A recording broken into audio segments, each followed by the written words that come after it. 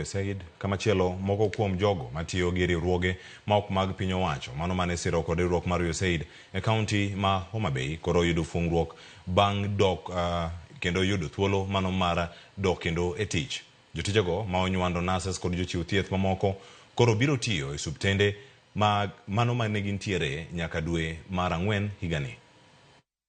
Juma mokalo chini jotije madirom 1,000 ma osebedo ka tiyo e riwruoge ma opogore mane yudo sir mar omenda kawuok e piny Amerika ka gisiro sekta mar thieth e kaunti ma Homa Bay ne ochungi kendo gisebedo ka gidhi tich nyaka ne piny Amerika gol chikno. Moko kuom jotijego koro yudo fungruok maduong' bang' yudo ote maduokogi e tich tok ka piny Amerika ne ombeko tol e wi chikno nyaka dwe mar Ang'wen higani. Migawo mar thieth e kaunti ma Homa Bay oyango ni jotije moingo 500 oseduoki e tich kendo gibiro dhi nyime gi tijegi nyaka dwe mar Ang'wen higani. Nyagimiwa period muda moro matin nyaka dwe mar Ang'wen ni jogi wanyalo duogo gi tich. Koro nyoro nyase chiwo memo ma ji te nyoduogi ji moro ma namba ni malo noduogo e tich, ok ji duto te.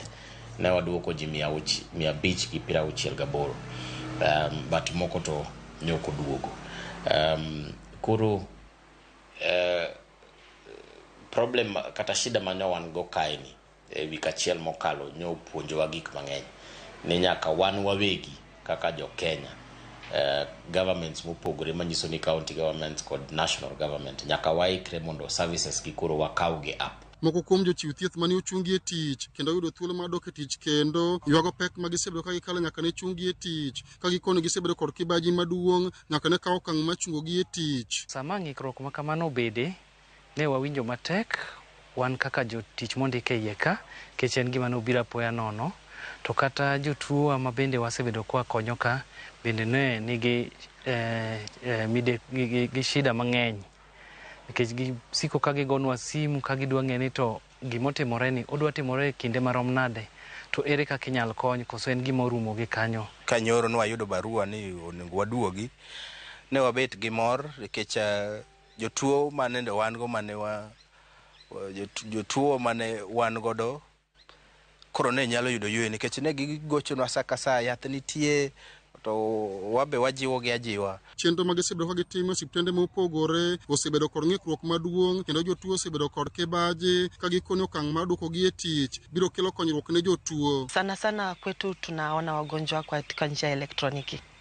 Sasa tuliporudi kitu ya kwanza ulipata watu wengi hawako kwa elektroniki kwa sababu wale ambao walikuwa pale kusaidia walikuwa ni kupeana tu dawa na kwenda. Kwa hivyo ungepata data haiko sawa.